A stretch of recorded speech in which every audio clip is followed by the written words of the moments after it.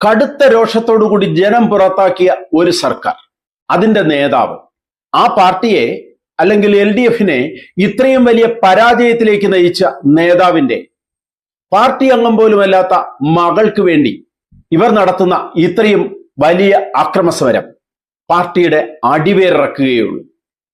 യുവാക്കൾ തിരിച്ചറിയണം, ഏത് പാർട്ടിയായാലും, കോൺഗ്രസ് ആയാലും BJP ആയാലും CPM ആയാലും CPI ആയാലും മറ്റേത് പാർട്ടി ആയാലും, ഇതുപോലുള്ള അക്രമസമരങ്ങളിൽ നിങ്ങളെ ഇളക്കിവിടുന്ന നേതാക്കൾ സുഖമായി ഉറങ്ങിയിരിക്കും ഇന്നലെയും മിനങ്ങാന്നും നാലാന്നും എന്നും. നിങ്ങൾ ജയിലിലാണ്, നിങ്ങളുടെ ജീവിതം ഗതികേടാണ്. നാളെ സ്കൂൾ തുറക്കുകയാണ്.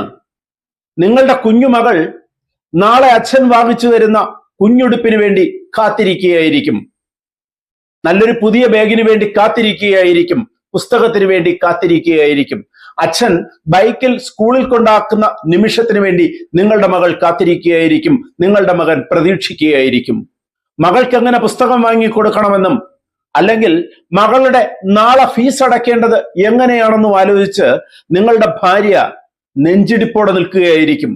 മകനെ അടുത്ത് കാണാതെ വിങ്ങിക്കരയുന്ന ഒരമ്മയുണ്ടായിരിക്കും ആ വീട്ടിൽ, വിങ്ങിക്കരയുന്ന ഒരച്ഛനുണ്ടാകും ആ വീട്ടിൽ.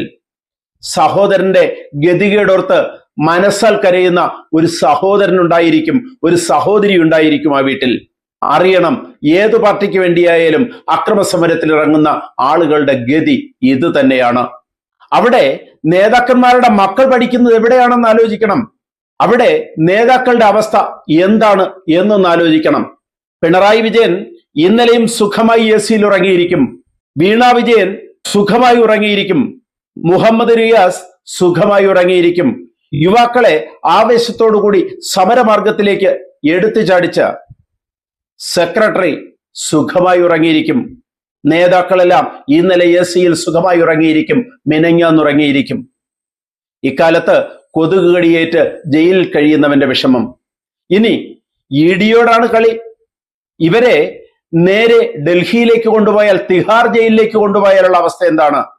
അല്ലെങ്കിൽ ബാംഗ്ലൂരിലേക്കുള്ള ജയിലിലേക്ക് കൊണ്ടുപോയാലുള്ള അവസ്ഥ എന്താണ്? ആവശ്യമുള്ള അടിയും വാങ്ങും. അതറിയാവുന്ന ബിനീഷ് കൊടിയേരി ED ഇറങ്ങി വരുമ്പോൾ എതിർക്കാൻ നിൽക്കുന്ന യുവാക്കളെ തള്ളി മാറ്റുന്നുണ്ട്.